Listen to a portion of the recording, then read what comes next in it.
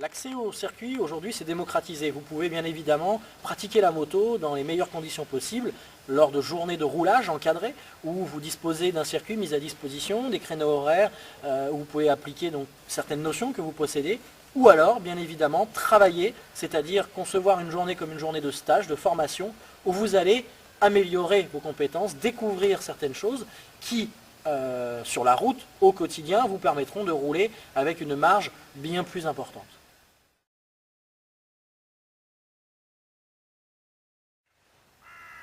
La pratique de la moto, qu'elle se fasse sur circuit ou sur la route, nécessite un équipement adapté. Sur la route, on conseille au minimum aux pilotes une paire de chaussures adaptées, bottes si possible, avec protection au minimum des malléoles, un jean qui sera le strict minimum pour pouvoir pratiquer la moto au quotidien, et un blouson, qu'il soit textile ou cuir, avec un minimum de protection, coude, épaules, et aujourd'hui on peut y adapter aussi des dorsales qui sont quand même un gage de sécurité.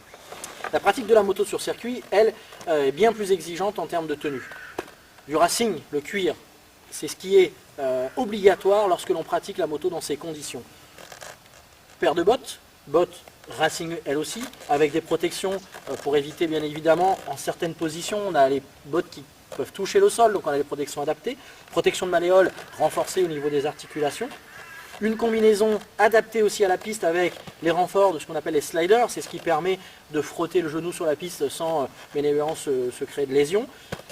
Cuir renforcé également au niveau des protections bassin, l'ensemble des protections coudes, épaules, dorsales obligatoires sur circuit, qu'elles soient amovibles ou pas, elle doit être en dur, rigide et bien évidemment articulée. La combinaison doit être de préférence d'une seule pièce, voire deux pièces, mais attachée par un zip, une fermeture ici pour éviter en cas de chute que les deux parties se désolidarisent.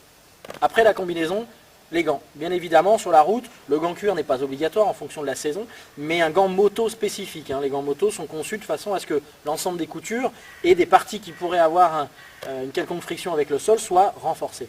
La compétition ou la pratique de la moto sur circuit nécessite obligatoirement le cuir, avec des renforts supplémentaires qui peuvent être en carbone, Kevlar, une aération disposée bien évidemment à différents endroits du gant, mais le cuir est obligatoire. Sans oublier bien évidemment la protection la plus importante du pilote, le casque. Il existe différents modèles de casque en fonction de l'utilisation qu'on va avoir, casque jet, casque modulable ou intégral. L'intégral étant celui qui offre le maximum de protection.